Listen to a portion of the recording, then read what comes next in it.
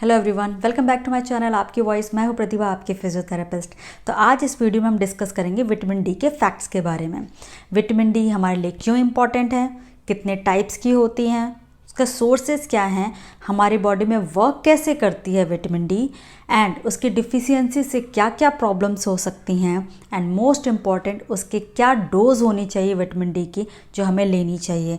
तो ये सारी चीज़ों के बारे में मैं आपको बताऊंगी, तो वीडियो को एंड तक ज़रूर देखिएगा। विटामिन डी क्यों इम्पॉर्टेंट है?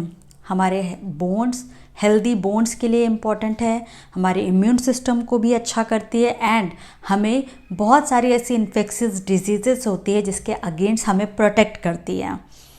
देखिए, जैसा कि आपको पता है कि हमारी लाइफस्टाइल बहुत ही ज़्यादा चेंज हो चुकी है, हमारी बहुत ही ज़्यादा सेडेंटरी लाइफस्टाइल हो चुकी है। तो आपको हर तीसरा चौथा इंसान मिल जाएगा जिसके अंदर विटामिन डी का लेवल काफ़ी कम है। देखिए, विटामिन डी का लेवल कैसा होगा ये बहुत सारी चीज़ों पर डिपेंड करता है। डेफिनेटली सबसे पहले है एज, आपकी एज क्या है इस पर भी डिपेंड करता है। नेक्स्ट है आप कहाँ रहते हैं, ये भी डिपेंड करता है कि आपको कितनी सनलाइट मिल रही है। इसलिए क्योंकि सनलाइट एक सोर्स होता है, तो ये आप कहाँ रहते हैं ये भी एक इम्पॉर्टेंट क्वेश्चन होता है।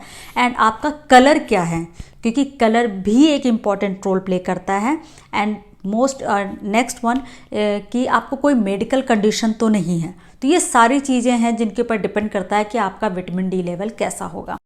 देखिए, विटामिन्स जो होते हैं वो दो टाइप के होते हैं, एक होता है वाटर सॉल्युबल, एक होता है फैट सॉल्युबल। तो जो विटामिन डी है वो फैट सॉल्युबल होता है, फैट के साथ बहुत इजीली ये एब्जॉर्ब कर जाता है, ये हमारे लीवर में एब्जॉर्ब होता है एंड फैटी टिश्यूज़ के द्वारा ये एब्जॉर्ब होता है, तो इसलिए फैट सॉल्युबल होता है। फैट सॉल्युबल की कैटेगरी में आते हैं vitamin D, vitamin A, vitamin के एंड विटामिन ई।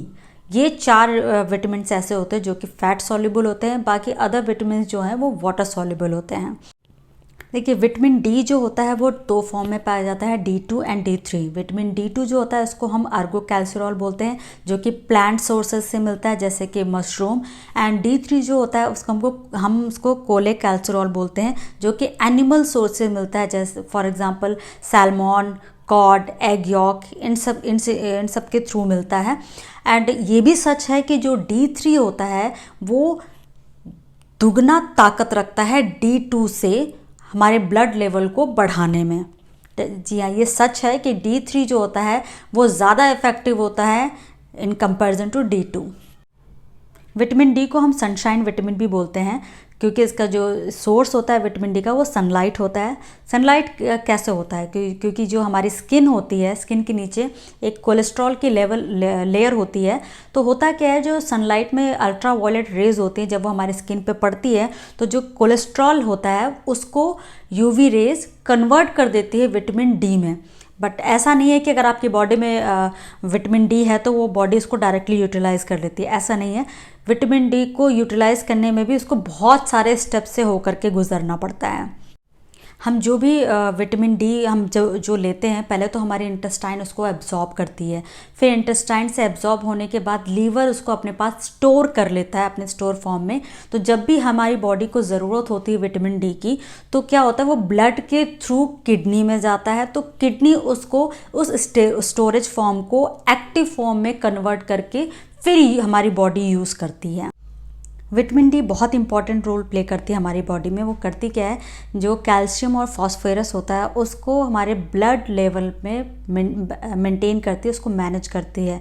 इसीलिए कैल्शियम आप ले ना ले, लेकिन विटामिन डी का लेवल आपकी बॉडी में अच्छा होना चाहिए। Risk of deficiency of vitamin D, मतलब क्या क्या रिस्क हो सकते हैं अगर विटामिन डी की डिफिशियंसी है। तो डेफिनेटली पहला है कि फ्रैक्चर होने के चांसेस बढ़ जाते हैं। नेक्स्ट है फ्रैक्चर अगर हो गया तो उसके बाद हीलिंग में इशू आते हैं, मल्टीपल स्क्लेरोसिस या मल्टीपल कैंसर्स या प्रीमेच्योर डेथ, ये और हार्ट डिसीज़, ये सारे भी इश्यूज़ आपको फेस करने पड़ सकते हैं अगर डिफिशियंसी है तो। विटामिन डी की डोज़ कितनी होनी चाहिए, एक बहुत बड़ा डिबेट का टॉपिक है। बहुत सारे स्टैंडर्ड लिटरेचर के अकॉर्डिंग हमें डेली में 400 से 800 इंटरनेशनल यूनिट की रिक्वायरमेंट होती है, बट बहुत सारे एक्सपर्ट्स का ऐसा कहना है कि ये हमारे जो डेली लाइफ होती है, हमारे डेली डेज़ होते हैं उनके लिए ये फुलफ़िल नहीं है, क्योंकि जैसा कि पहले भी बोल चुकी हूँ कि बहुत सारे फैक्टर्स होते हैं जिस पे डिपेंड करता है कि आप कहाँ रहते हैं, आपका कलर क्या है, आपको कोई मेडिकल कंडीशन तो नहीं है, और डेफिनेटली एज, ये सारे फैक्टर्स हैं जो कि उसको अफेक्ट करते हैं। तो डेफिनेटली ये एक स्टैंडर्ड साइज सबके लिए सेम नहीं हो सकता।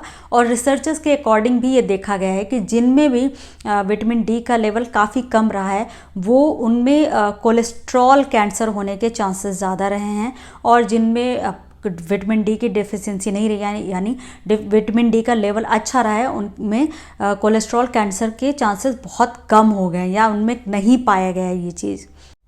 करंट रिसर्चर्स के अकॉर्डिंग 1000 से 4000 यूनिट के बीच में अगर आप डेली कंज्यूम करते हैं विटामिन डी, तो आप एक healthy vitamin D level maintain कर सकते हैं अपनी बॉडी में। तो एक तरीके से एवरेज तो अगर देखा जाए तो 2000 इंटरनेशनल यूनिट आपको डेली कंज्यूम करनी चाहिए। तो बहुत सारे ऐसे लोग हैं जिनका लेवल काफ़ी ज़्यादा नीचे चला जाता है, तो क्या होता है कि बहुत सारे डॉक्टर ऐसा प्रेफर करते हैं कि पहले बूस्टर डोज दे दें, वैसे 60,000 यूनिट होता है, इंटरनेशनल यूनिट होता है, जो बहुत सारे डॉक्टर प्रेफर करते हैं, and which is good. Starting में उनको थोड़ा बूस्टअप करना होता है विटामिन डी लेवल को, इसके बाद आप उसको मेंटेन कर सकते हैं। तो ये सारे फैक्ट्स थे विटामिन डी के बारे में जो कि मैंने आपको बताए हैं। ये वीडियो कैसा लगा आपको ज़रूर बताइएगा कमेंट में। अगर वीडियो पसंद आए तो लाइक करिए, एंड चैनल को अगर सब्सक्राइब नहीं किया है तो सब्सक्राइब करिए। तब तक के लिए bye bye, take care and keep moving and keep smiling.